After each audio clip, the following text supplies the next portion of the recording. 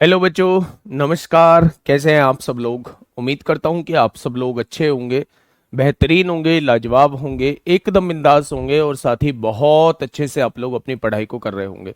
तो एक बार सभी मेरे प्यारे दोस्त बताएंगे कैसे हैं आप सब लोग, कैसी चल रही है आप लोगों की पढ़ाई? कैसी चल रही है भाई आप लोगों की पढ़ाई? एकदम शानदार, एकदम जबरदस्त, एकदम बेहतरीन चल रही होगी प्यारे दोस्त। इसी तरीके से आप लोग जो है वो तैयारी को करते रहिए और दोस्त यकीन मानिए कि एक शानदार रिजल्ट की तरफ हम लोग जा रहे होंगे। अगर मैं बात करूं तो हम लोगों का जो टॉपिक चल रहा है वो नंबर सिस्टम हम लोगों का चल रहा है। और नंबर सिस्टम में 12 क्लास हो चुकी हैं। 12 क्लासेस में हम लोग ऑलमोस्ट सभी कुछ कर चुके हैं। फैक्टर्स भी ऑलमोस्ट खत्म हो चुका है। अब जो बड़े टॉपिक बचे हैं वो रिमाइंडर थ्योरम बचा हुआ है और एक लास्ट 2 डिजिट का कॉन्सेप्ट बचा हुआ है। उसके बाद वो छुटके छुटके टॉपिक बचे हुए हैं कि प्रथम एन प्राकृतिक संख्याओं का योग का फॉर्मूला क्या होगा, प्रथम एन प्राकृतिक संख्याओं के वर्गों के योग का फॉर्मूला क्या होगा, प्रथम एन प्राकृतिक संख्याओं के घनों के योग का फॉर्मूला क्या होगा, प्रथम एन सम संख्याओं का योग क्या होगा, प्रथम एन विषम संख्याओं का योग क्या होगा। तो वो तमाम तरीके के जो फॉर्मूले हैं वो बहुत छुटकी छुटकी सी चीज आप लोगों की रह जाएंगी। तो अगर मैं बात करूं कि कितनी क्लासेस अभी और लगने वाली हैं, तो मेरे भाई 4 से 5 क्लासेस और लगने वाली है। और मैं आप लोगों को बता दूं, नंबर सिस्टम अपने आप में एक बहुत बड़ा टॉपिक माना जाता है क्योंकि शुरुआत है और चीजों को पटरी पर लाने में थोड़ा सा टाइम लगता है। तो इस चैप्टर में मुझे हमेशा से ज्यादा टाइम लगा है। हम धीरे धीरे स्पीड को बढ़ा रहे होंगे, चीजों को वेल प्लानिंग तरीके से आगे बढ़ाते हुए लेके चल रहे होंगे। टेंशन आपको लेनी नहीं है किसी बात की, बस साथ के साथ जो है वो चीजों को खत्म करते हुए चलना है। 5 महीने में अगर एग्जाम नहीं होता है, 5 महीने में हम शानदार तरीके से कोर्स खत्म कर रहे होंगे। 5 से 6 महीने दोस्त लग जाएंगे कोर्स को खत्म करने में। मेरे प्यारे दोस्त, आप टेंशन मत लेना किसी भी बात की, बस नंबर सिस्टम में हमें थोड़ा सा ज्यादा टाइम लगेगा। ठीक है, तो सभी का स्वागत है। कोर्स खत्म कराना उद्देश्य नहीं है, उद्देश्य है टाइम से चीजों को कराना और वेल तरीके से कराना, एक बेहतरीन तरीके से कराना जिससे आपके दिमाग में चीजें सेट हो जाए। ठीक है, ये है मेरे प्यारे दोस्त, मेन उद्देश्य ये है। ठीक है, स्वागत है आप सभी का आपके अपने प्यारे से परिवार रोजगार विद अंकित में मेरे प्यारे दोस्त। और अगर मैं बात करूं तो आज हम लोग शुरुआत में पहले फैक्टर्स के कुछ क्वेश्चंस करेंगे, 4-5 क्वेश्चन फैक्टर्स के करेंगे और उसके बाद एक बहुत बड़ा टॉपिक, एक बहुत इंपॉर्टेंट टॉपिक जिसका नाम होगा रिमाइंडर थ्योरम। प्यारे दोस्त, हम उसे कर रहे होंगे। ठीक है, तो शुरुआत करते हैं। अगर मैं बुक की बात करूं तो मेरे भाई बुक जो है वो कंप्लीट अर्थमेटिक आप लोग ले सकते हैं। उसमें हर एक टाइप का क्वेश्चन आपको देखने को मिल जाएगा, हर एक चैप्टर आपको देखने को मिल जाएगा। जो भी आपके सिलेबस में है वो सारे चैप्टर्स आपको एक ही बुक के अंदर देखने को मिल जाएंगे। प्रैक्टिस के लिए भरपूर मात्रा में क्वेश्चन आप लोगों को मिल जाएंगे। और अगर 2017 और 2021 के प्रीवियस ईयर के क्वेश्चंस भी आपको चाहिए तो उस बुक के साथ एक बुकलेट आपको फ्री ऑफ कॉस्ट मिल रही होगी जिसमें तमाम 2017 और 2021 के क्वेश्चंस होंगे और उनका एक बेहतरीन सॉल्यूशन होगा। तो मैं कहता हूं कि एक रामबाण बुक है, आप उसी को 1 से 2 बार कर लीजिए मेरे प्यारे दोस्त। किसी बुक को उठा के देखने की जरूरत आप लोगों को नहीं पड़ेगी। बेसिक आइडिया के लिए उसके लिए बुकलेट हम लोग उसमें साथ दे रहे हैं। ठीक है, चलिए पहला क्वेश्चन आप लोगों के सामने बिना किसी देरी के। ये यूपीएससी का जो अभी सीडीएस का एग्जाम हुआ था 2025 में, 13 अप्रैल को जो एग्जाम हुआ था उसमें ये क्वेश्चन पूछा गया था। जब मैंने कल क्लास खत्म करी थी मेरे भाई तो मैंने आप लोगों को बताया था मेरे प्यारे दोस्त कि A cube plus B cube plus C cube minus 3abc का एक फॉर्मूला मैंने आप लोगों के साथ डिस्कस किया था। फॉर्मूला क्या था मैं एक बार फिर से बता देता हूं। ए प्लस बी प्लस सी होता है मेरे भाई और दूसरे ब्रैकेट में होता है A square plus B square plus C square minus A B minus B C minus C A. एक स्पेशल कंडीशन ये होती है कि अगर a plus B plus C 0 हो जाए, अगर तीनों को जोड़ के 0 के बराबर हो जाए, अगर तीनों को जोड़ के 0 के बराबर हो जाए तो मेरे भाई 0 की गुणा किसी में करेंगे तो ये राइट हैंड साइड कंप्लीट 0 हो जाएगी। उस केस में मेरे प्यारे दोस्त क्या होता है, उस केस में मेरे प्यारे भाई क्या होता है, तो आप कहेंगे उस केस में राइट हैंड साइड पूरी की पूरी 0 हो जाती है। जब तीनों को जोड़ के हम लोगों का जीरो मिल जाता है तो उस केस में क्या हो जाता है, उस केस में भाई A cube plus B cube plus C cube minus three ABC जो है वो जीरो के बराबर हो जाता है। अगर ये माइनस थ्री एबीसी हम लोग उधर लेके जाते हैं तो मेरे प्यारे दोस्त, मेरे प्यारे साथी, A cube plus B cube plus C cube की वैल्यू क्या हो जाती है, वो थ्री एबीसी हो जाती है। तो ये चीज आप लोगों को याद रखनी है। ये चीज आप लोगों की याद रखनी है मेरे भाई। अगर मैं यहां से कहूं, यहां से देखूं, मैं इसको ए मानूं, मैं इसको बी मानूं और मैं इसको सी मानूं, तो आप देखेंगे जब तीनों को जोड़ रहे हैं आप, जब तीनों को जोड़ रहे हैं आप 24 माइनस 16 माइनस 8, तो क्या ये कट रहे हैं, क्या कट के जीरो आ जाएगा। यानी ए प्लस बी प्लस सी, यानी तीनों को जोड़ने के बाद जीरो आ रहा है, तो A cube plus B cube plus C cube का फॉर्मूला 3abc होता है। ए कितना है 24 दिया हुआ है, बी कितना है 16 दिया हुआ है और सी कितना है 8 दिया हुआ है। इसके अंदर टोटल भाजक आपसे पूछे हैं, यानी कि टोटल फैक्टर वो आपसे पूछना चाह रहा है। ठीक है, तो तोड़ना स्टार्ट करिए। आप क्या लिख सकते हैं, 24 को लिख सकते हैं 2 की पावर 3, 8 हो जाएगा, 8 तिया 24। 16 को क्या लिख सकते हैं, 2 की पावर 4 लिख सकते हैं। 8 को क्या लिख सकते हैं, 2 की पावर 3 लिख सकते हैं। अब आप मुझे ये बताइए 2 की पावर है कितनी, 3 यहां है, 4 यहां, 7, 7 और 3 10 हो जाएगा, और यहां 3 की पावर कितनी है, 2 है। क्या मुझे आप टोटल फैक्टर इसके अंदर बता सकते हैं। टोटल फैक्टर निकालने का तरीका होता है पावर में 1 बढ़ाइएगा और इस पावर में 1 बढ़ाइएगा और गुणा कर देंगे तो टोटल फैक्टर कितने आ जाएंगे, तो आपका जवाब होगा 33 आ जाएंगे। आपका जवाब हो जाएगा 33 आ जाएंगे। सर मेरे पास बुक है, मुझे बुक लेने की जरूरत तो नहीं है। बिल्कुल नहीं है जरूरत, बिल्कुल नहीं है जरूरत। कोई भी एक एग्जाम ओरिएंटेड बुक है तो मेरे प्यार दोस्त, तो बिल्कुल भी बुक लेने की आवश्यकता नहीं है। ठीक है, ये जरूरी नहीं है कि भाई साहब जब मेरी बुक है तो मैं आपको सजेस्ट करूंगा कि आप मेरी ही बुक लो, है ना। अगर आपकी टेबल पे कोई यूपीएसआई टारगेटेड बुक है तो मेरे भाई बिल्कुल किसी भी हाल में आपको बुक लेने की जरूरत नहीं है। ठीक है जी, चलिए ये बात समझ में आ गई। तो सबसे पहले ये कॉन्सेप्ट पता होना चाहिए कि अगर a plus B plus C zero के बराबर आ रहा है तो A cube plus B cube plus C cube जो होता है वो 3abc के बराबर होता है। ये फॉर्मूला है, 3abc के बराबर होता है, ये फॉर्मूला दिया हुआ है। ठीक है जी मेरे भाई, चलिए बहुत बढ़िया क्वेश्चन था। एक क्वेश्चन का जवाब आप लोग मुझे देंगे। इस क्वेश्चन को फटाफट से करके बता दीजिए, इस क्वेश्चन का जवाब क्या होगा। 2 की पावर 10 11 कैसे हुआ, 2 की पावर 10 11 कैसे हुआ। बेटा पावर, टोटल फैक्टर निकालते टाइम पावर में 1 बढ़ाते हैं या नहीं बढ़ाते हैं। इसकी पावर में 1 बढ़ाया, 3 कर दिया। चलिए फटाफट बताइए क्या होगा इस क्वेश्चन का बिल्कुल सही जवाब, जल्दी से बताइए। अगर जीरो नहीं हुआ तो फिर तो भाई क्वेश्चन ही नहीं बनेगा। अगर जीरो नहीं हुआ तो फिर तो क्वेश्चन ही नहीं बनेगा, वो यहां से फिर तो एलजेब्रा का पार्ट चला जाएगा। देखिए मेरी बात को समझिएगा। फिर से आपने एक चीज देखी, A cube plus B cube plus C cube के टोटल फैक्टर जानना चाह रहा है। आपने देखा इन दोनों को जोड़ के क्या इसके बराबर आ रहा है। यानी मैं अगर आप लोगों से ये पूछता हूं तीनों को जोड़ के बताइएगा, तीनों को जोड़ के कितना आ रहा है, तो आप कहेंगे 42 और 33 75 होता है, तो ये कट के जीरो आ जाएगा। जब तीनों को जोड़ के जीरो के बराबर आ जाए तो A cube plus B cube plus C cube की वैल्यू 3abc होती है। ए की वैल्यू 75 है, बी की वैल्यू 42 है और सी की वैल्यू 33 आप लोगों को दी हुई है। अब मेरे भाई यहां से फैक्टर आप लोग करेंगे। 75 को आप लिख सकते हैं 5 का स्क्वायर 25, 25 तिया 75। 42 को आप लिख सकते हैं, 42 को आप लिख सकते हैं 2 तिया 6, 6 सत्ते 42 होता है। 33 को आप लिख सकते हैं 3 गुणा 11 लिख सकते हैं। अगर मैं आपसे पूछूं 2 कितनी बार है तो आप कहेंगे 2 एक बार है। अगर मैं आपसे पूछूं 3 कितनी बार है तो आप कहेंगे 3 जो है वो 4 बार है। अगर मैं आपसे पूछूं 5 कितनी बार है तो आप कहेंगे 2 बार है। मैं आपसे पूछूं 7 कितनी बार है तो आप कहेंगे 1 बार है। और मैं आपसे पूछूं 11 कितनी बार है तो आप कहेंगे 1 बार है। ठीक है, बहुत बढ़िया। डिवाइजर और फैक्टर दोनों सेम होते हैं। मैंने आपको शुरुआत में भी बताया था कि जिससे डिवाइड करते हैं वो डिवाइजर कहलाता है।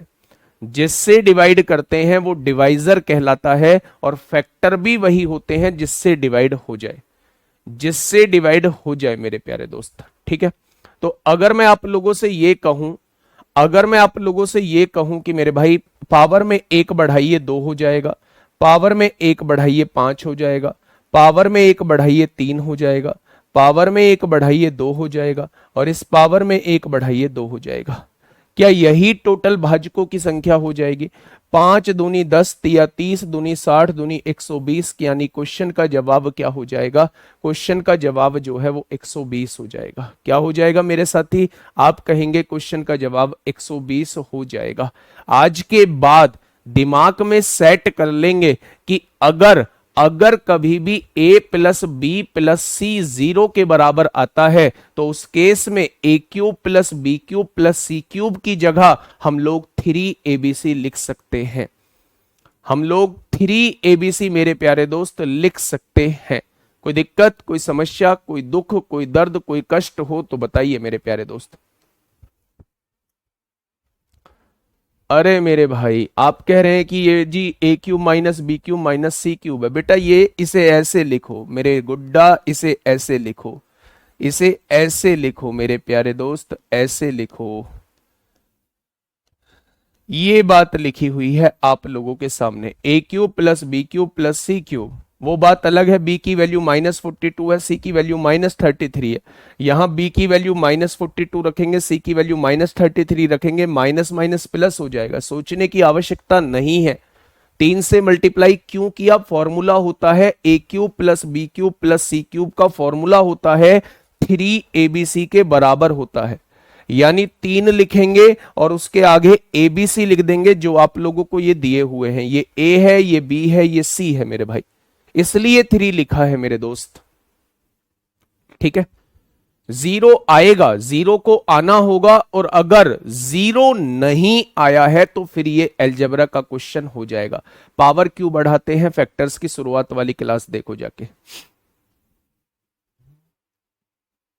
भाई सुनो, मेरी बात को समझिए। ये आपके सामने मैं इसको ऐसे लिख सकता हूं। आपने कहा जी बिल्कुल लिख सकते हो। मैंने कहा जब भी आपके सामने A cube plus B cube plus C cube लिखा हुआ हो, आप तीनों को एक बार जोड़ के देखिए, क्या तीनों का सम 0 आ रहा है? ए कितना है? 75 है। बी कितना है? -42 है। सी कितना है? -33 है। जब आपने तीनों को जोड़ा तो 0 के बराबर आया। जब तीनों को जोड़ के 0 के बराबर आ जाता है तो उस केस में A cube plus B cube plus C cube की जगह हम लोग 3abc लिख देते हैं मेरे भाई। फॉर्मूला होता है, 3 को ऐसे ही लिख दिया। ए की वैल्यू कितनी है? 75 है। बी की वैल्यू कितनी है? -42 है। सी की वैल्यू कितनी है? -33 है। माइनस माइनस प्लस हो जाएगा। अब सारा मेन काम है इन्हें तोड़ना। 3 को ऐसे ही लिख दिया। 75 को 25 गुणा 3 लिख सकते हैं। 75 को 25 गुणा 3 लिख सकते हैं, तो 25 को 5 का स्क्वायर गुणा 3 लिख दिया। 42 को 2 तिया 6 सत्ते 42 लिख सकते हैं। 33 को 3 गुणा 11 लिख सकते हैं। ठीक है, अगर मैं आप लोगों से ये कहूं कि मेरे भाई 2 कितनी बार है, तो आप कहेंगे 2 जो है वो 1 बार है। अगर मैं आप लोगों से कहूं 3 कितनी बार है, तो आप कहेंगे 3 जो है वो 4 बार है। अगर मैं आप लोगों से कहूं 5 कितनी बार है, तो आप कहेंगे 2 बार है। मैं आपसे कहूं 7 कितनी बार है, तो आप कहेंगे 1 बार है। और अगर मैं कहूं 11 कितनी बार है, तो आप कहेंगे 1 बार है। अगर मैं आप लोगों से ये कहूं कि जब भी चीजें मल्टीप्लाई में दी गई हो तो मेरे प्यारे दोस्त उनकी पावर्स में हम एक एक बढ़ा देते हैं। 1 में 1 बढ़ाया तो 2 होगा, 4 में 1 बढ़ाया तो 5 होगा, 2 में 1 बढ़ाया तो 3 होगा, 1 में 1 बढ़ाया तो 2 होगा, और 1 में 1 बढ़ाया तो 2। इनकी गुणा करेंगे, यही टोटल फैक्टर्स की वैल्यू आ जाएगी। ठीक है, इसके बारे में मैं कंप्लीट आपको बता चुका हूं कि हम 1 क्यों जोड़ते हैं, वो सारा कुछ हम फैक्टर स्टार्ट करते टाइम डिस्कस कर चुके थे। अगर 3 नंबर अगर 0 नहीं आया तो कैसे करूं? कैसे करूं मेरे भाई? दिमाग क्लास के अंदर रखिए। मैं कह रहा हूं अगर 0 नहीं आता है तो ये यहां का क्वेश्चन नहीं बनता है, ये फिर अलजेब्रा में क्वेश्चन चला जाएगा। फिर वो आपसे टोटल फैक्टर्स की वैल्यू नहीं पूछेगा। टोटल फैक्टर्स की वैल्यू नहीं पूछेगा मेरे भाई। ठीक है जी। दो क्वेश्चन मैं आप लोगों को, एक भाई पावर 3 से अलग आ गया तो है भाई, पावर 3 से अलग, बेटा ये पावर इसी फॉर्मेट में क्वेश्चन देगा, नहीं तो ये क्वेश्चन थोड़ी ना हो पाएगा। फिर आप कहने लगो जी हाँ 75 की पावर 5 आएगा, 42 की पावर 7 आएगा और 33 की पावर 8 आएगा, तो वो माइनस प्लस में नहीं देगा। फिर वो मल्टीप्लाई में क्वेश्चन देगा, तभी वहां से फैक्टर निकल सकते हैं। ठीक है जी। इतना टाइम अगर एक क्वेश्चन पे खर्च करोगे तो मेरे भाई कैसे काम चलेगा। फिर आप लास्ट में आप बोल देते हो जी सिलेबस कंप्लीट नहीं हुआ, बहुत धीरे चल रहा है। ठीक है, ऐसे नहीं करना है, थोड़ा सा अपना दिमाग भी लगाना है। बताइए, मैंने आपसे पूछा यदि n, जो आपका क्वेश्चन था कि अगर पावर अलग अलग हो, पावर अलग अलग हो तो फिर कैसे हम लोग करेंगे। पावर अगर अलग अलग हो, अगर अलग अलग हो मेरे भाई, तो फिर कैसे करेंगे मैं आपको बताता हूं। इसके अंदर सबसे पहले देखो, वो आपसे टोटल फैक्टर पूछना चाह रहा है, लेकिन उसने मल्टीप्लाई में ना देके इस बार उसने प्लस में चीजें दे दी हैं। जब भी इस तरीके का क्वेश्चन वो आप लोगों को देगा, जब भी इस तरीके का क्वेश्चन वो आप लोगों को देगा, तो मेरे प्यारे दोस्त हम लोग क्या करेंगे, इस मेथड से 96 भी हो जाएगा सर, इस मेथड से 96 भी हो जाए। अबे भाई इसी मेथड से तो कराया है 96, आप टाइम वेस्टिंग कर रहे हैं टोटल। देखिए, जब भी आपको चीजें प्लस में दी गई हो और पावर अलग अलग दी गई हो, तो ऐसे केस में सबसे छोटी पावर को हम लोग कॉमन ले लेते हैं। आपने 4 की पावर 11 को कॉमन ले लिया। जब आपने 4 की पावर 11 को कॉमन लिया तो यहां 1 बच गया। यहां से 4 की पावर 11 कॉमन आ चुकी है तो 4 की पावर 1 बचेगा। यहां से 4 की पावर 11 कॉमन आ चुकी है तो 4 की पावर 2 बचेगा। और यहां से 4 की पावर 11 कॉमन आ चुकी है तो यहां 4 की पावर 3 बचेगा। यहां जो है वो 4 की पावर 11 लिखा हुआ है। 1 प्लस 4 की पावर 1 4 होता है, 4 की पावर 2 16 होता है और 4 की पावर 3 64 होता है। कोई दिक्कत समस्या? तो आप कहेंगे कोई दिक्कत समस्या नहीं है। अब आप मुझे ये बताइए, 4 की पावर 11 दिया हुआ है, इनटू में 64 और 16 80 और 4 84 और 1 85 हो जाएगा। क्या 85 को मैं 5 गुणा 17 लिख सकता हूं? क्या 85 को मैं 5 गुणा 17 लिख सकता हूं? अब 4 को क्या लिख सकता हूं? 4 को लिख सकता हूं 2 की पावर 2। अब 4 को लिख दिया 2 की पावर 2, उसकी भी होल पावर है 11। यहां 5 की पावर 1 है, यहां 17 की पावर 1 है। पावर की पावर होती है तो गुणा हो जाती है, 11 दूनी 22 हो जाएंगे, 5 की पावर 1 हो जाएगा, 17 की पावर 1 हो जाएगा। कोई दिक्कत समस्या? तो आप कहेंगे कोई दिक्कत समस्या नहीं है। जब चीजें मल्टीप्लाई में होती हैं और आप लोगों से टोटल फैक्टर पूछा जाता है तो सबकी पावर में एक एक बढ़ा देते हैं। 22 में एक बढ़ाएंगे कितना होगा? 23 हो जाएगा। एक में एक बढ़ाएंगे तो कितना होगा? 2 हो जाएगा। और इस एक में एक बढ़ाएंगे तो कितना होगा? 2 हो जाएगा। यानी इसके अंदर टोटल फैक्टर निकल के कितने आ जाएंगे? तो आप कहेंगे 92 आ जाएंगे।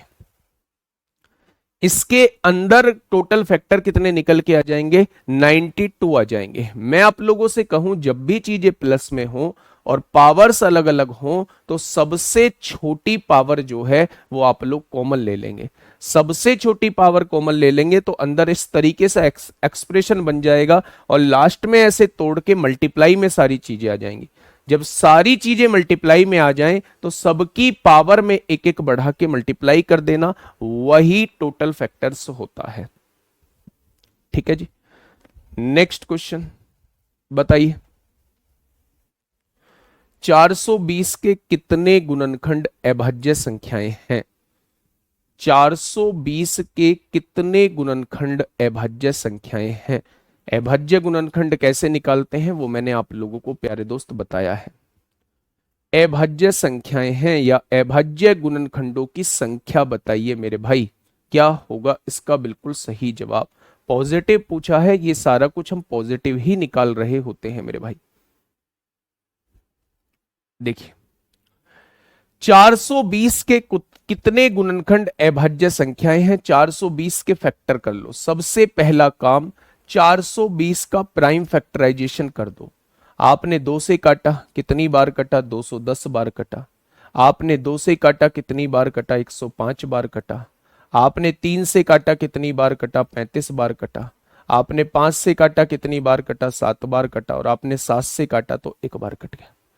यानी कि हम इस 420 को लिख सकते हैं 2 की पावर 2, 3 की पावर 1, 5 की पावर 1 और 7 की पावर 1 लिख सकते हैं। लिख सकते हैं क्या? तो आप कहेंगे जी बिल्कुल लिख सकते हैं। अगर मेरे प्यारे दोस्त ध्यान से सुनना, मेरी बात को समझना, यहां कंफ्यूज आप लोगों को बिल्कुल नहीं होना है। मेरे प्यारे दोस्त, मैंने 2 चीजें आप लोगों को तो बताई थी।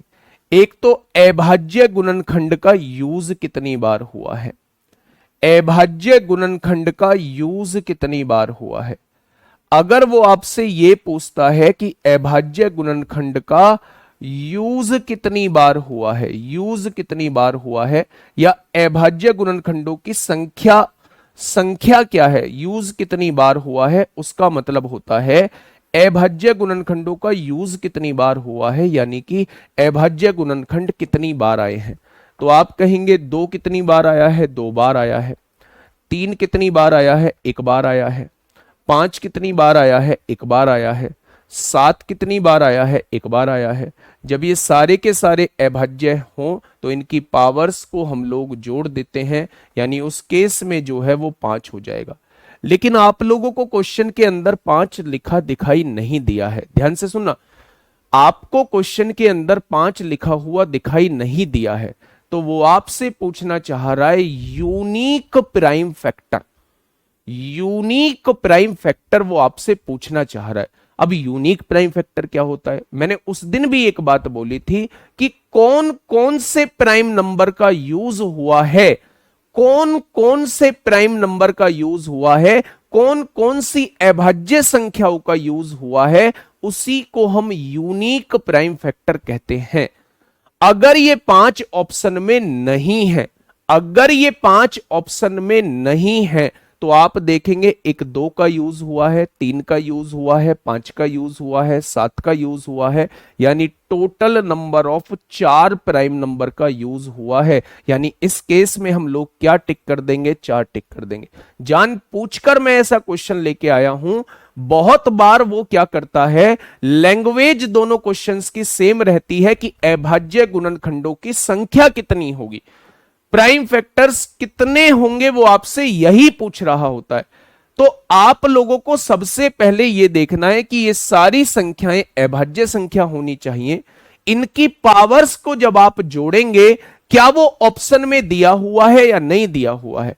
तो आप कहेंगे कि ये तो ऑप्शन में ही नहीं दिया है। ऑप्शन में नहीं दिया है तो दिमाग में तुरंत एक बात लेके आएंगे, वो मुझसे ये पूछना चाह रहा है कि कौन कौन से अभाज्य संख्याओं का यूज हुआ है।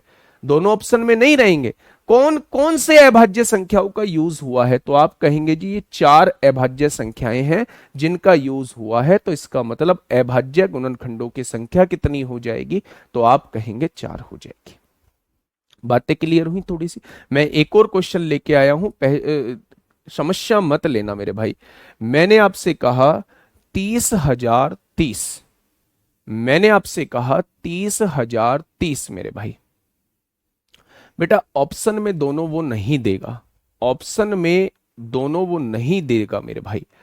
ऑप्शन में दोनों, अभी आप देखेंगे क्वेश्चन एसएससी में भी पूछा गया है, यूपीएसआई में भी पूछा गया है। उसने कहा है कितने अभाज्य गुणनखंड होंगे और वो पावर्स को जोड़ के आंसर मान रहा है। तो मेरे भाई तभी मैं उस क्वेश्चन को लेके आया हूं कंक्लूड करने के लिए, आगे आप कंफ्यूज ना हो मेरे प्यारे दोस्त। ठीक है, चलिए बेटा बेसिक क्लियर ना हो तो बेसिक ही क्लियर करा रहा हूं मैं, किसी का कुछ भी क्लियर मत हो, बस दिमाग में पॉजिटिव होनी चाहिए चीजें, दिमाग में नेगेटिव चीजें ना भरी हो। अगर दिमाग में पॉजिटिव चीजें हैं कि भाई मुझसे कुछ नहीं आता लेकिन मैं कर जाऊंगा, तो मेरे भाई दुनिया की कोई ताकत नहीं रोक पाएगी। लेकिन अगर दिमाग में नेगेटिविटी भरी हुई है तो कितनी ताकत मैं लगा लूं समझा नहीं पाऊंगा मेरे भाई। आप पॉजिटिव होके क्लास करिए, मैं कहता हूं आपको कुछ भी नहीं आता, मैं सब कुछ समझा दूंगा। ठीक है, दोबारा मत पूछना ये सवाल। अब 30,030 को मेरे भाई फैक्टर करिए, 30,030 के फैक्टर करिए। कैसे करेंगे?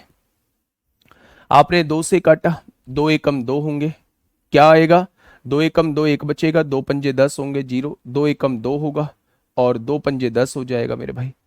अब यहां से अगर हम देखें तो ये किससे कटेगा, 3 से कटेगा, 3 पंजे 15 होगा, 0 आएगा मेरे भाई, 3 पंजे 15 होगा। फिर अब ये किससे कटेगा, ये 5 से कटेगा, 5 एकम 5 होगा, 0 0, 5 एकम 5 होगा। अब ये किससे कटेगा मेरे भाई, तो अगर मैं यहां से देखें तो 7 से कट रहा है, 7 एकम 7 होगा, 3 10 हो गए, 30 हो गया, 7 चौक 28 होगा, 7 तिया 21 होगा। अब ये किससे कटेगा, 11 से कटेगा, 11 एकम 11, 11 तिया 33 होगा। अब ये किससे कटेगा, 13 से कटेगा, 13 एकम 13 हो जाएगा। यानी मेरे प्यारे दोस्त हम 30,030 को क्या लिख सकते हैं, 2 की पावर 1 लिख सकते हैं, गुणा 3 की पावर 1 लिख सकते हैं, गुणा 5 की पावर 1 लिख सकते हैं, गुणा 7 की पावर 1 लिख सकते हैं, गुणा 11 की पावर 1 लिख सकते हैं, गुणा 13 की पावर 1 लिख सकते हैं। उसने पूछा है अभाज्य गुणनखंड कितने होंगे। आपने देखा ये सारी की सारी वैल्यूज जो हैं वो अभाज्य हैं, तो पावर्स को जोड़ दीजिए मेरे भाई, 1 2 3 4 5 6, टोटल 6 हो जाएंगे। अब आप कहेंगे जी इसमें तो अभाज्य गुणनखंड भी 6 ही आ रहे हैं, 2 है, 3 है, 5 है, 7 है, 11 है, 13 है, तो इसमें सोचने की आवश्यकता नहीं है, इसमें सोचने की ही आवश्यकता नहीं है मेरे प्यारे दोस्त। ये मेरी बात समझ में आई। तो अभी मैंने आपको 2 क्वेश्चन वो कराए जिसमें मेरे प्यारे दोस्त ये सारी की सारी संख्याएं अभाज्य आती थी। ठीक है, अब थोड़ा सा आप लोग समझने की कोशिश करना। जैसे यहां ये एसएससी सीजीएल मेंस का क्वेश्चन आपके सामने है, ये सीजीएल मेंस में 2021 में आपसे पूछा गया था मेरे प्यारे दोस्त। आप इसे थोड़ा सा ध्यान से समझिएगा, क्वेश्चन वास्तव में क्या कहना चाहता है। यहां भी वो आपसे ये पूछना चाह रहा है अभाज्य गुणनखंडों की संख्या बताइए, अभाज्य गुणनखंडों की संख्या बताइए, यानी नंबर ऑफ प्राइम फैक्टर बताइए। मैंने कहा था कि जब भी अभाज्य गुणनखंड वो आपसे पूछेगा तो आपको इन सारी संख्याओं को अभाज्य बनाना पड़ेगा, आपको इन सारी संख्याओं को अभाज्य बनाना पड़ेगा। नन भी तो दिया है सर बेटा, नन दिया हो या नहीं दिया हो कोई से भी तरीके से निकालो, 6 ही इसका आंसर आएगा। चाहे यूनिक प्राइम फैक्टर को गिन लो वो भी 6 है, चाहे पावर्स को ऐड कर लो वो भी 6 है, तो आंसर 6 आएगा। नन ऑफ दिस का क्या मतलब है, आशीष विश्वकर्मा। ठीक है मेरे भाई, चलिए यहां आइए। आपने कहा जी अभाज्य गुणनखंड वो मुझसे पूछ रहा है, यानी कि प्राइम फैक्टर वो मुझसे पूछ रहा है। जब वो प्राइम फैक्टर मुझसे पूछता है तो मेरे भाई मैं सारी वैल्यूज को प्राइम नंबर बनाने की कोशिश करता हूं, यही तो करेंगे मेरे प्यारे दोस्त। जब आप 30 को तोड़ेंगे तो 30 को कैसे तोड़ेंगे, 2 तिया 6 होगा और 6 पंजे 30। क्या ये प्राइम नंबर है सारी, क्या ये सारे प्राइम नंबर हैं। आपने 30 को प्राइम नंबर के रूप में तोड़ दिया, पावर कितनी लिखी हुई है 15। 22 को आपने क्या लिख दिया, 2 गुणा 11 लिख दिया, पावर कितनी लिखी हुई है 11। 15 को आपने क्या लिख दिया, 3 गुणा 5 लिख दिया, दोनों प्राइम नंबर हैं, पावर कितनी लिखी हुई है 24। कोई दिक्कत, तो आपने कहा कोई दिक्कत नहीं है मेरे भाई। जब भी होल पावर 15 लगी हो इसका मतलब है सबकी पावर 15 है, यानी कि 2 की भी पावर 15 है, बहुत सही, 3 की भी पावर 15 है, बहुत सही, 5 की भी पावर 15 दी हुई है, बहुत सही, यहां 2 की भी पावर 11 है, बहुत सही, 11 की भी पावर 11 है, बढ़िया, 3 की पावर भी 24 है, आपने कहा 5 की पावर भी 24 है, मैंने कहा बहुत सही, यही होगा मेरे भाई। अब आप ये देखिए कि 2 कितनी बार है, 2 है 15 बार और 2 है यहां 11 बार। जब बेस सेम होते हैं पावर्स जुड़ जाती हैं, 15 और 11 कितना हो जाएगा, यानी 2 जो है वो टोटल 26 बार है, गुणा 3 की पावर है 15 बार, 3 की पावर है 24 बार, 15 और 24 कितना हो जाएगा 39 बार हो जाएगा।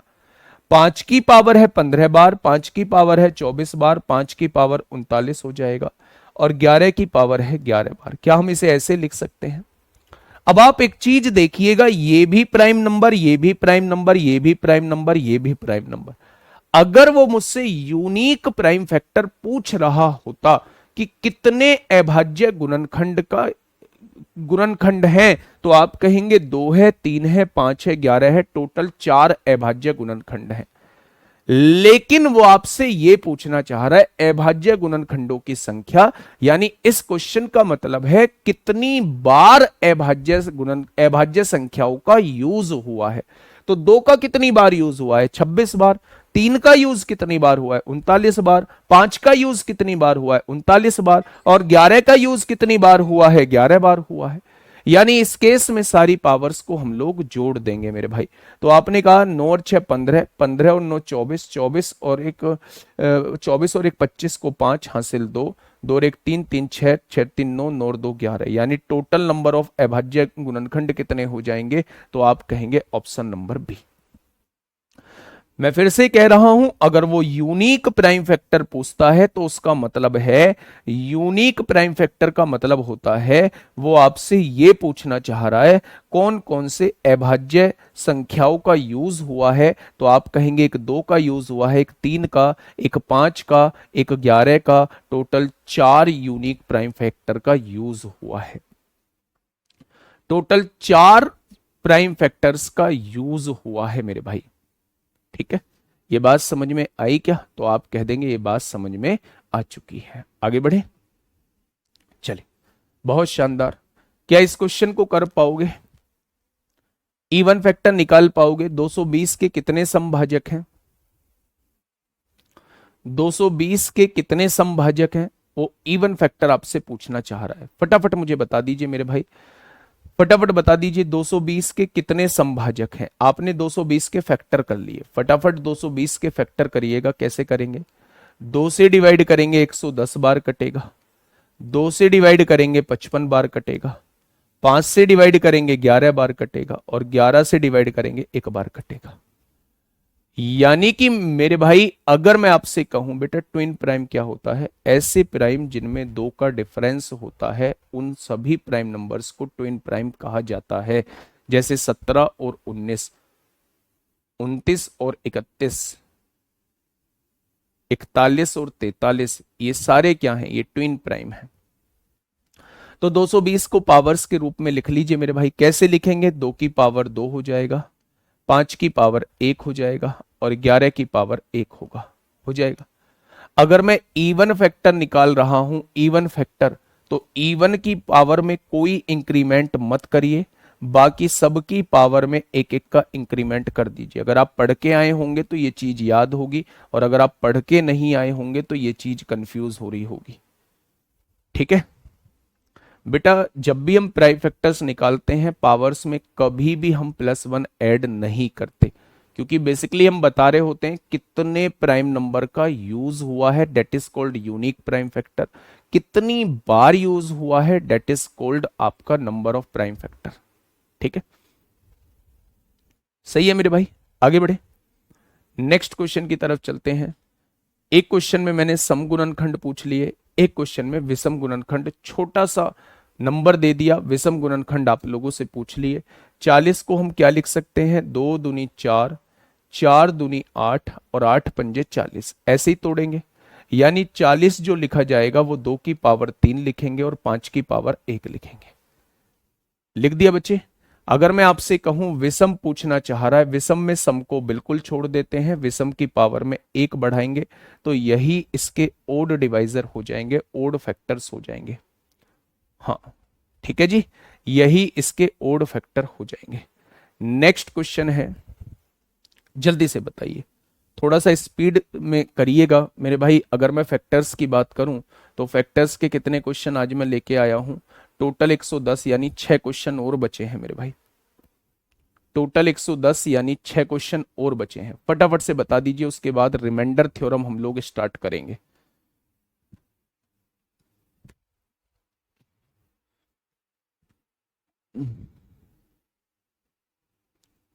फटाफट बताएंगे क्या होगा इस क्वेश्चन का बिल्कुल सही जवाब।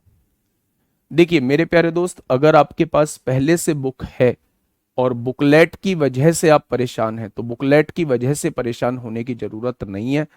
आपको ऑनलाइन जो है वो कहीं से भी आप 2017 2021 के पेपर डाउनलोड कर लीजिए, वहां वो आपको सारे पेपर प्यारे दोस्त मिल जाएंगे। ठीक है, मैं एप्लीकेशन पे भी डलवा दूंगा, कोई दिक्कत समस्या नहीं है। थोड़ा सा टाइम लगेगा, एप्लीकेशन पे फ्री जो फोल्डर है हमारा, उसमें ये सारी चीजें मैं डलवा दूंगा। नहीं, प्रीवियस ईयर के क्वेश्चंस के नाम से एक फोल्डर होगा। ठीक है, वो मैं कल की क्लास में आपको बता दूंगा कि कहाँ आपको यूपीएसआई के प्रीवियस ईयर के क्वेश्चन मिल सकते हैं। खर्चा ना करें, बेफालतू का खर्चा ना करें। अगर बुकलेट नहीं है और बुक है तो मेरे भाई बुकलेट को लेने की आवश्यकता अलग से नहीं है मेरे प्यारे दोस्त। ठीक है, क्वेश्चन को थोड़ा सा ध्यान से समझना, आराम से पढ़ना, मन में पॉजिटिविटी रखना, चीजें समझ में आएंगी। मैंने कहा 96 के सम गुणनखंडों का योग, 96 के सम गुणनखंडों का योग। 96 के फैक्टर करिए, 2 दूनी 4, 4 दूनी 8, 8 दूनी 16, 16 दूनी 32, 32 तिया 96। क्या ऐसे लिख सकता हूं? तो आप कहेंगे बिल्कुल लिख सकते हो। ध्यान से सुनना भाई, कमेंट बॉक्स में जितना कमेंट भरोगे उतनी ही चीजें कम समझ में आएंगी। आप बोर्ड पे निगाह जमाओ ना, 2 की पावर 1 2 3 4 5 है और 3 की पावर 1 है। जब सम गुणनखंड की बात हो रही होती है तो हम सम वाली पावर को 1 से शुरू कर रहे होते हैं और वहां तक जा रहे होते हैं जहां तक आप लोगों को पावर दी हुई है, वहां तक जा रहे होते हैं जहां तक आप लोगों को पावर दी हुई है। विषम की शुरुआत हम 0 से ही करते हैं और वहां तक जा रहे होते हैं जहां तक पावर दी हुई है। अब आप देखिए, किसी की 2 की पावर 1 2 होगा, 2 की पावर 2 4 होगा, 2 की पावर 3 8 होगा, 2 की पावर 4 16 होगा, 2 की पावर 5 32 होगा। और इसकी गुणा किस में करनी है? किसी की पावर 0 1, 3 एकम 3, 3 और 1 4 हो जाएगा। 32 और 16 48, 48 और 8 56, 56 और 4 60, 60 और 2 62 हो जाएंगे। और 62 की गुणा 4 में करोगे तो कितना आएगा? 248 आ जाएगा। ये 96 के सभी गुणनखंडों का योग आ चुका है। ये 96 के सम गुणनखंडों का योग आपके सामने आ चुका है मेरे प्यारे दोस्त। अब आप ये देखिएगा, अरे यार,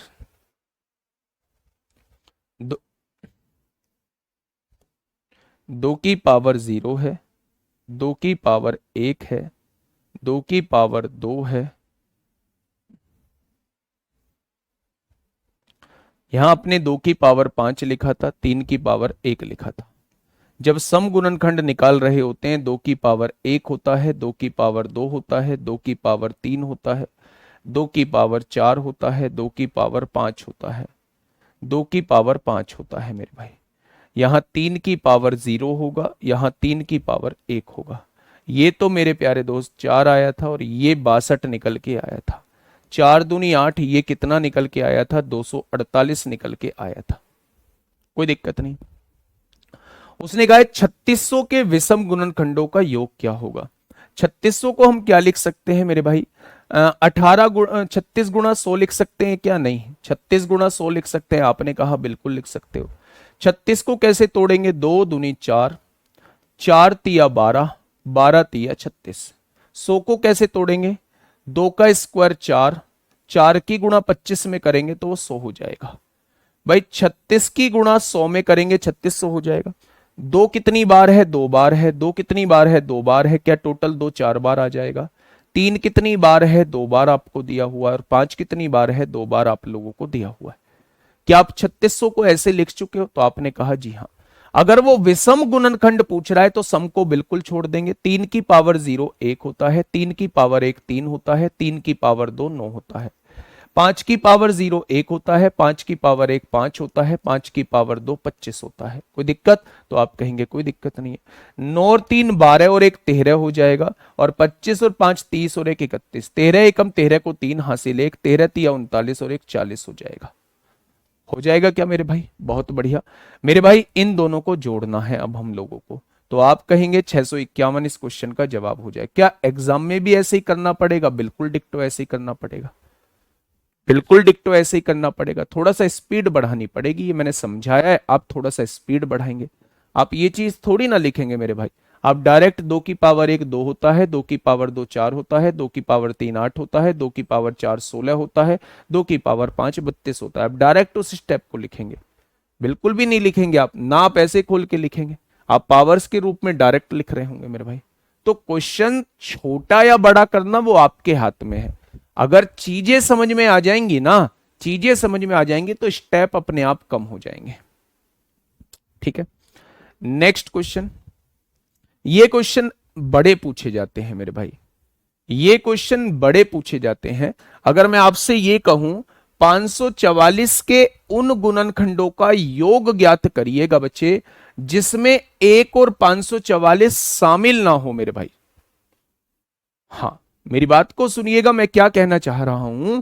544 के उन गुणनखंडों का योग ज्ञात करें मेरे भाई जिसमें 1 और 544 शामिल ना हो। सर 2 की पावर 0 कैसे 1 हो जाता है? बेटा किसी की पावर 0 1 होता है। आप कोर्स 5 महीने में खत्म कराना चाह रहे हैं और फिर पीएचडी करना चाह रहे हैं, ये क्या है? अगर आप मुझसे ये कहें 2 की पावर 0 है तो मैं क्या इसे कुछ भी लिख सकता हूं? 2 की पावर 6 माइनस 6 लिख सकता हूं तब भी 0 आएगा। 2 की पावर 5 माइनस 5 लिख सकता हूं तब भी 0 आएगा। 2 की पावर 9 माइनस 9 लिख सकता हूं तब भी 0 आएगा। जब चीजें माइनस में होती हैं तो इसका मतलब होता है यहां 2 की पावर 9 है, ये चीजें डिवाइड में होंगी, ये 2 की पावर 9 होगा। इसलिए मेरे प्यारे दोस्त ये कट के 1 हो जाता है। किसी की पावर 0 जो होती है वो इसलिए 1 आ जाती है। आप ऐसे ट्रीट कर रहे हैं जैसे आप 7th क्लास में, 8th क्लास में, 6th क्लास में है। ग्रेजुएशन के बाद की चीज है और ग्रेजुएशन करके आए हो ना मेरे भाई। बड़ी अजीब बात करते हो पांडे जी। आइए क्वेश्चन को समझिए थोड़ा सा ध्यान से। सबसे पहले 544 के उन गुणनखंडों का योग ज्ञात करें जिसमें 1 और 544 शामिल ना हो।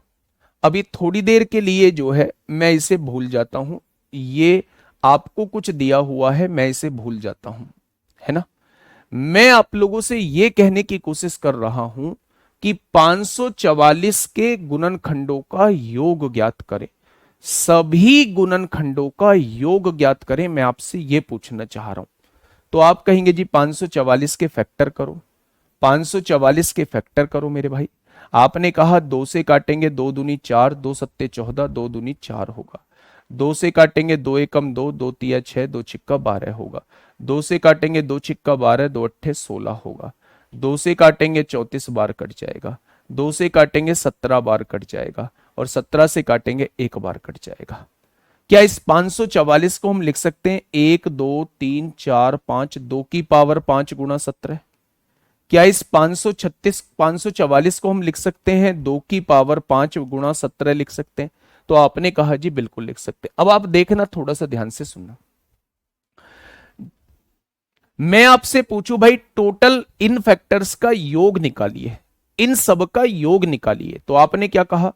आपने कहा जी 2 की पावर 0 1 होता है, 2 की पावर 1 2 होगा, 2 की पावर 2 4 होगा, 2 की पावर 3 8 होगा, 2 की पावर 4 16 होगा और 2 की पावर 5 32 होगा। बहुत बढ़िया जी।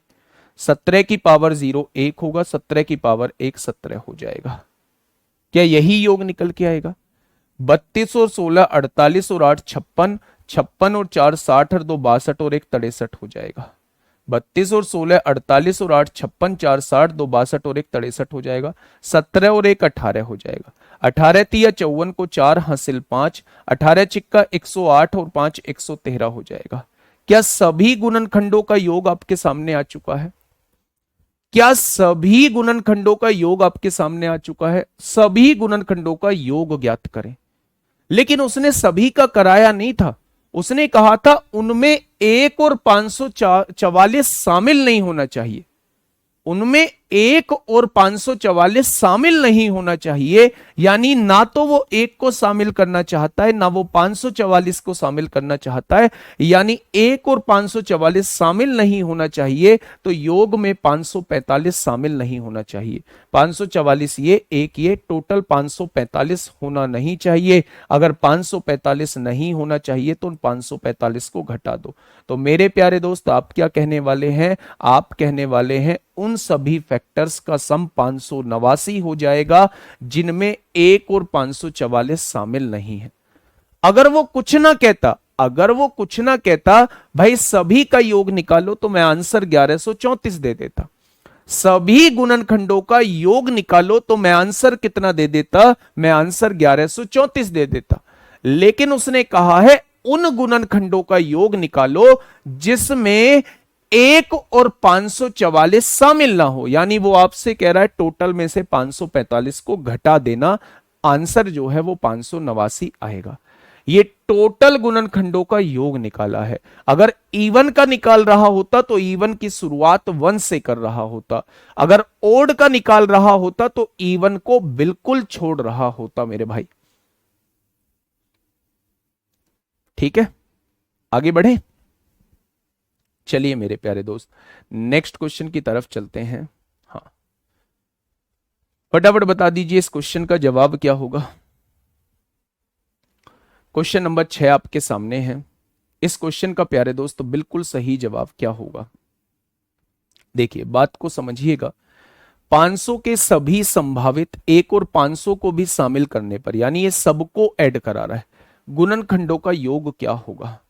2 की पावर 0 क्यों ऐड की है भाई साहब, टोटल गुणनखंडों का योग निकाल रहा हूं, और जब टोटल का निकालता हूं तो सबकी शुरुआत 0 से करता हूं, पावर 0 से वहां तक जाता हूं जहां तक पावर दी हुई है।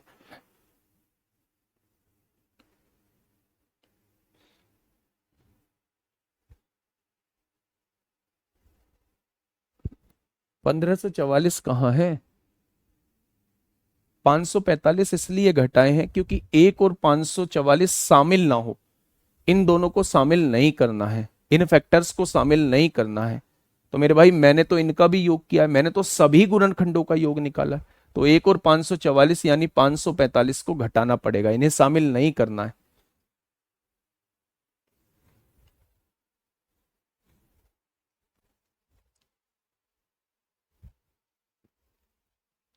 देखिए आइए क्वेश्चन पे आते हैं मेरे प्यारे दोस्त, क्या कहना चाह रहा है। 500 के सभी संभावित गुणनखंडों का योग क्या होगा, और उसने कहा है 1 और 500 को भी शामिल करने पर, यानी इसमें सब कुछ शामिल करना है, इसमें छोड़ना कुछ भी नहीं है। तो मेरे भाई कैसे करेंगे, 500 को लिख लीजिए 5 गुणा 100, 100 को कैसे लिख सकते हैं, 2 की पावर 2 4 होगा, 4 की गुणा 25 में करेंगे 100 हो जाएगा। 5 की पावर कितनी हो जाएगी, 5 की पावर मेरे प्यारे दोस्त टोटल 3 हो जाएगी। भाई 2 पावर यहां है, 1 पावर यहां है। अगर टोटल गुणनखंडों का योग पूछ रहा है तो पावर 0 से स्टार्ट करते हैं। 2 की पावर 0 1 होगा, 2 की पावर 1 2 होगा, 2 की पावर 2 4 होगा। 5 की पावर 0 1 होगा, 5 की पावर 1 5 होगा, 5 की पावर 2 25 होगा, 5 की पावर 3 125 हो जाएगा। कोई दिक्कत, तो आप कहेंगे कोई दिक्कत नहीं है। 4 और 2 6 और 1 7 हो जाएगा। 125 और 25 150 और 5 155 और 1 156 हो जाएगा। 7 छिंग 42 को 2 हासिल 4, 7 पंजे 35 4 39 को 9 हासिल 3, 7 एकम 7 3 10 हो जाएगा। तो सभी गुणनखंडों का योग कितना हो जाएगा, तो आप कहेंगे 1092 हो जाएगा। नेक्स्ट क्वेश्चन अब आपके सामने आती है कि ये तो आपने सिखाए ही नहीं है। मैंने आपसे कहा था जब इसका क्वेश्चन आएगा तब मैं आप लोगों को इसकी बात बता रहा हूं।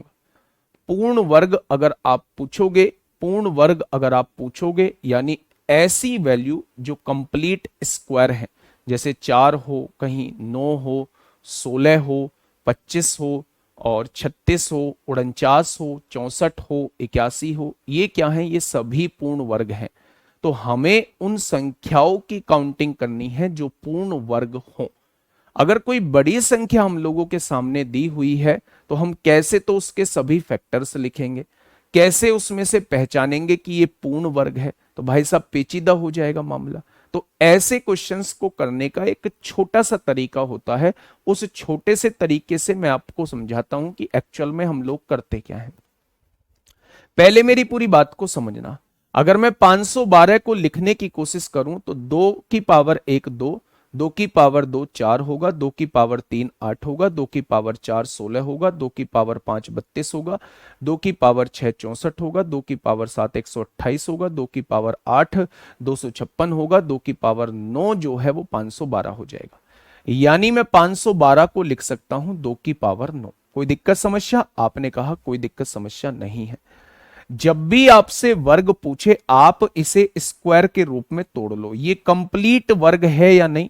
बाहर मुझे क्या पावर लिखनी पड़ेगी, बाहर मुझे 4 पावर लिखनी पड़ेगी। पावर कितनी हो चुकी है, 2 चौक 8 हो चुकी है, बची 1, उस 2 को अलग लिख दो। आपको सबसे पहले वर्ग के रूप में तोड़ना है। अगर उसने वर्ग हमसे पूछे हैं तो आपको सबसे पहले वर्ग के रूप में तोड़ना है। आपने 2 की पावर 2 के रूप में तोड़ दिया मेरे भाई। जब 2 के रूप में तोड़ दिया, 2 से डिवाइड किया तो 4 बार कटा, बची एक पावर, उस एक पावर को अलग लिख दिया। मेरे भाई जो स्क्वायर की पावर होती है ना, उसी में एक जोड़ देते हैं, ये पूर्ण वर्ग आपके सामने आ जाते हैं। ये तो स्क्वायर बन नहीं रहा है तो इसे तो भाड़ में जाने दो। जो स्क्वायर की पावर होती है उसी में एक जोड़ देते हैं, यही पूर्ण वर्ग बन जाता है। यही पूर्ण वर्ग बन जाता है मेरे भाई, यही पूर्ण वर्ग बन जाता है। आगे बात समझ में। आप कहेंगे जी एक क्यों जोड़ते हैं? एक इसलिए जोड़ते हैं क्योंकि 1 जो होता है वो पूर्ण वर्ग भी होता है, पूर्ण घन भी होता है। इसलिए 1 को हम लोग काउंट करने के लिए बाद में एक जोड़ रहे होते हैं, बाद में एक जोड़ रहे होते हैं। तो इसके अंदर टोटल ऐसी कितनी वैल्यूज आ जाएंगी जो पूर्ण वर्ग होंगी? तो आप कहेंगे ऐसी 5 वैल्यूज आ जाएंगी। ठीक है मेरे भाई। अब इसका डायरेक्ट तरीका समझो। ये तो मैंने आपको सॉल्व करके बता दिया। डायरेक्ट तरीका समझो। जब पूर्ण वर्ग की बात करें, जब पूर्ण वर्ग की बात करें मेरे प्यारे दोस्त, तो पावर को, यहां पावर को 2 से डिवाइड कर लेना, पावर को 2 से डिवाइड कर लेना। जितना पूरा पूरा कटे, जितना पूरा पूरा कटे उसमें एक जोड़ देना, उसमें एक जोड़ देना, यही पूर्ण वर्ग की संख्या होती है। पावर को 2 से डिवाइड क्यों करते हैं? 2 से डिवाइड इसलिए करते हैं वर्ग बनाने के लिए। जब बेटा घन की बात होगी तो 3 से डिवाइड करेंगे, 3 से डिवाइड करेंगे। मेरी बात को सुनिए। आपके सामने एक संख्या देगा, आपसे पूछेगा इसके ऐसे कितने गुणनखंड हैं, इसके ऐसे कितने फैक्टर हैं जो कंप्लीट स्क्वायर हैं, यानी कि पूर्ण वर्ग हैं, पूर्ण वर्ग हैं। तो आपको क्या करना है, मैं ट्रिक बता देता हूं। जब भी वो पूर्ण वर्ग पूछे तो आप पावर को 2 से डिवाइड कर लेना, जितना पूरा पूरा कटे उसमें एक जोड़ देना, यही पूर्ण वर्ग होते हैं। मैंने आपसे पूछा 2 की पावर 5, 3 की पावर 7 और 5 की पावर 4 पूर्ण वर्ग कितने होंगे? इसके गुणनखंड में पूर्ण वर्ग कितने होंगे? पूर्ण वर्ग कितने होंगे? मेरा अगला क्वेश्चन आपसे यह था कि बताइए इसके गुणनखंड में पूर्ण वर्ग कितने होंगे, परफेक्ट स्क्वायर कितने होंगे, परफेक्ट स्क्वायर कितने होंगे?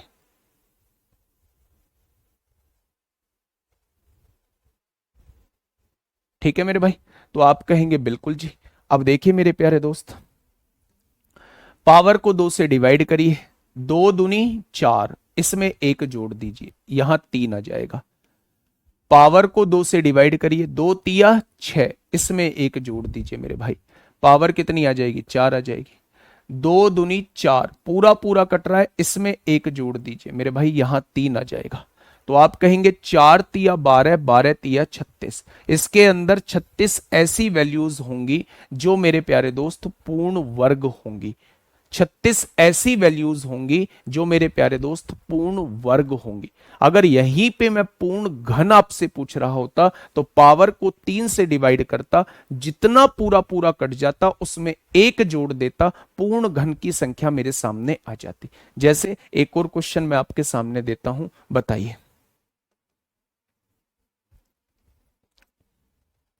आराम से क्वेश्चन को पढ़ना, कंफ्यूज मत होना मेरे भाई, कंफ्यूज मत होना। मैं फिर से कहता हूं, कंफ्यूज मत होना। जल्दी से बताइए।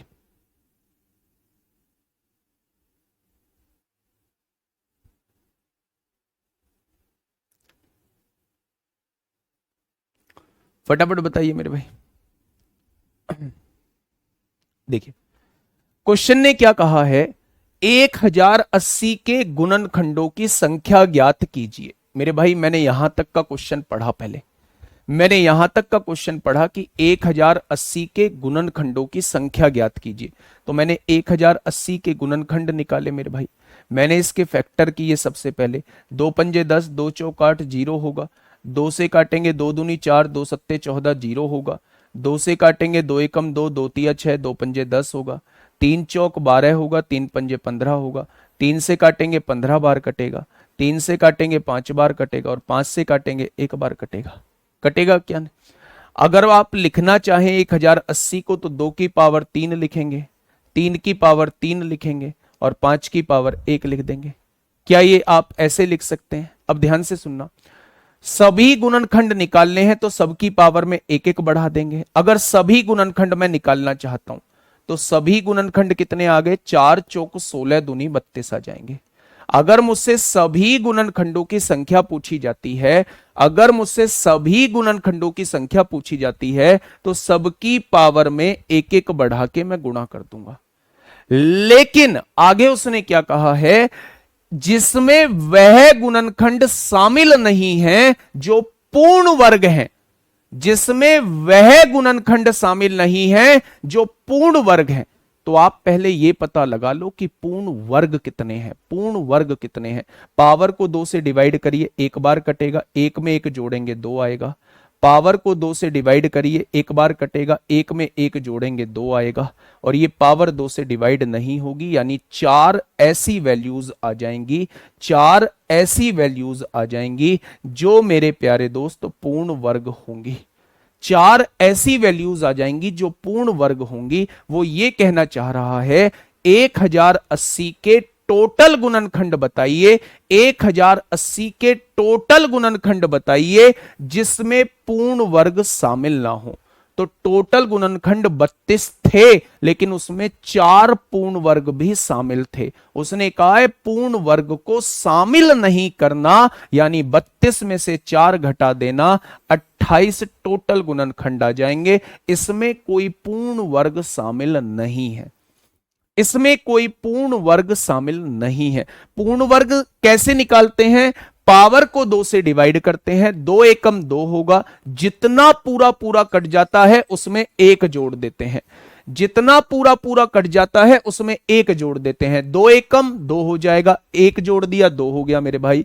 2 एकम 2 हो जाएगा, 1 जोड़ दिया 2 हो गया मेरे भाई। ये 2 से डिवाइड नहीं होगा, तो इसके अंदर टोटल 4 पूर्ण वर्ग हो जाएंगे, टोटल 4 पूर्ण वर्ग हो जाएंगे मेरे भाई। तो इसमें से इन 4 को घटा देंगे, 28 वैल्यू हो जाएंगी।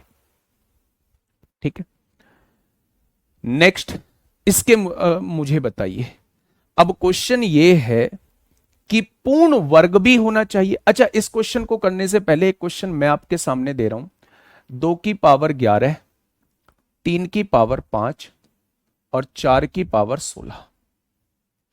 मैं आपसे पूछ रहा हूं कि इसके अंदर पूर्ण घन बताइए, पूर्ण घन कितने होंगे, परफेक्ट क्यूब कितने होंगे, परफेक्ट क्यूब बताइए मेरे भाई। पूर्ण घन कितने होंगे, पूर्ण घन बताइए, जल्दी से फटाफट बता दीजिए। एक क्वेश्चन बचा हुआ है, जल्दी से मुझे बता दीजिए, एक क्वेश्चन बचा हुआ। इस वैल्यू के अंदर पूर्ण घन कितने होंगे, पूर्ण घन परफेक्ट क्यूब। अभी मैं बता के आया हूं, जब पूर्ण घन की बात होती है तो आप पावर को 3 से डिवाइड करिए, 3 तिया 9 होगा, इसमें 1 पावर जोड़िए। पावर को 3 से डिवाइड करिए, 3 एकम 3 होगा, इसमें 1 जोड़िए। पावर को 3 से डिवाइड करिए, 3 पंजे 15 होगा, इसमें 1 जोड़ दीजिए। यानी कि आप कहेंगे 3 और 1 4 होगा, 1 और 1 2 होगा और 5 और 1 6 होगा। 4 दूनी 8 छिंग 48, 48 ऐसी वैल्यूज होंगी जो पूर्ण वर्ग होंगी, 48 ऐसी वैल्यूज होंगी जो पूर्ण घन होंगी मेरे प्यारे दोस्त, 48 ऐसी वैल्यूज होंगी जो पूर्ण घन होंगी। अच्छा, एक बात बताइए, मैंने आपके सामने एक बात लिखी, 2 की पावर 13, 5 की पावर 18 और यहां पे लिख दिया मैंने, अच्छा ये 4 की पावर था, इसे 4 की पावर ना करके 7 की पावर कर लीजिए, 7 की पावर कर लीजिए। यहां मैंने लिख दिया 7 की पावर 19। मैंने आपसे पूछा ऐसी कितनी वैल्यूज हैं जो पूर्ण वर्ग भी हैं और पूर्ण घन भी हैं, ऐसी कितनी वैल्यूज हैं जो पूर्ण वर्ग भी हैं और पूर्ण घन भी हैं, यानी कि वो परफेक्ट स्क्वायर भी हैं, वो परफेक्ट क्यूब भी हैं। ऐसी कितनी वैल्यूज हैं जो परफेक्ट स्क्वायर भी हैं, परफेक्ट क्यूब भी हैं। तो ये सारे मैंने प्राइम नंबर ले दिए, क्योंकि यहां अगर 4 के फॉर्म में लिखता तो फिर इसे 2 के रूप में हमें तोड़ना होता है ना, वो गलती से लिख गया था। बताइए, फटाफट बताइए मेरे भाई। 4 के फैक्टर करने थे, बिल्कुल करने थे, इसलिए मैंने 7 की पावर लिख दिया है, इसलिए मैंने 7 की पावर लिख दिया। अब देखना ध्यान से।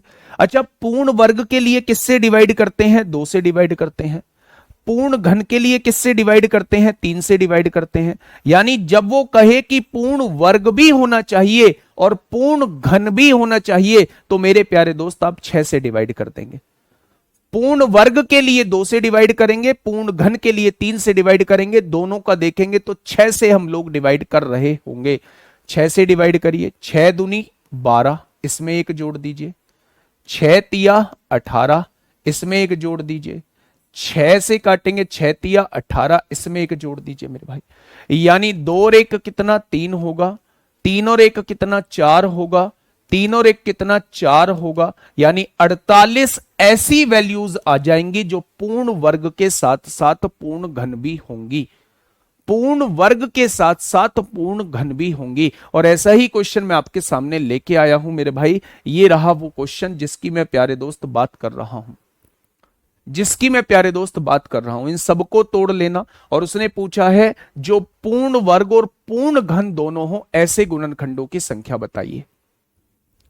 ऐसे गुणनखंडों की संख्या बताइए जो पूर्ण वर्ग के साथ साथ पूर्ण घन भी हो मेरे भाई। 3 से ही पावर, हाँ हमेशा घन के केस में 3 से और वर्ग के केस में 2 से और दोनों के केस में 6 से। मेरे भाई 9 को क्या लिख सकता हूं? 3 की पावर 2 लिख सकता हूं, 3 की पावर 2 लिख सकता हूं। यहां 7 पहले से है तो 7 दूनी 14 हो जाएगा। 12 को क्या लिख सकता हूं? 12 को लिख सकता हूं 2 की पावर 2 4 होता है, 4 गुणा 3 12 होता है और इसकी पावर कितनी है? 10 है। 7 को क्या लिख सकता हूं? ये 7 टूटेगा नहीं, ऐसे ही लिख सकता हूं। 20 को क्या लिख सकता हूं? 2 की पावर 2 4 होगा, 4 पंजे 20 होगा, इसकी पावर कितनी है? 7 है। 25 को 5 की पावर 2 लिख सकता हूं, बाहर पावर कितनी है? 9 है मेरे भाई। अब देखिए मेरी बात को, 3 की पावर 14 है गुणा 2 की पावर 2 की गुणा 10 में करूंगा, 2 की पावर 20 हो जाएगा। 3 की पावर कितनी हो जाएगी? 10 हो जाएगी। 7 की पावर कितनी हो जाएगी? 9 हो जाएगी। 7 दूनी 2 की पावर 14 हो जाएगी। 5 की पावर कितनी हो जाएगी? 7 हो जाएगी। और 5 की पावर यहां कितनी हो जाएगी? 18 हो जाएगी। अगर मैं यहां से देखूं तो 2 की पावर कितनी है? 20 यहां है, 14 यहां है, 2 की पावर 34 हो जाएगा। 3 की पावर 14 और 10 24 हो गया, 14 और 10 24 हो जाएगा, ये भी कट गया। 5 की पावर कितना हो जाएगा? 18 और 7 25 हो जाएगा, बिल्कुल जी ये भी हो जाएगा। और 7 की पावर कितना हो जाएगा? 9 हो जाएगा। अब वो आपसे ये पूछना चाह रहा है पूर्ण वर्ग और पूर्ण घन दोनों हो मेरे भाई, तो 6 से डिवाइड करिए ना। 6 पंजे 30, एक जोड़ेंगे 6 आ जाएगा। 6 चौक 24, एक जोड़ेंगे 5 आ जाएगा। 6 चौक 24, एक जोड़ेंगे 5 आ जाएगा। 6 एकम 6, एक जोड़ेंगे 2 आ जाएगा। 6 पंजे 30, पंजे 150 दूनी 300 आ जाएंगे। यानी 300 ऐसी वैल्यूज होंगी, 300 ऐसी वैल्यूज होंगी जो पूर्ण वर्ग के साथ साथ पूर्ण घन भी होंगी। एक क्वेश्चन मैं आपके लिए होमवर्क दे रहा हूं मेरे प्यारे दोस्त, इस क्वेश्चन का जवाब जो है वो आप लोग ग्रीन स्टोरी में जरूर दीजिएगा।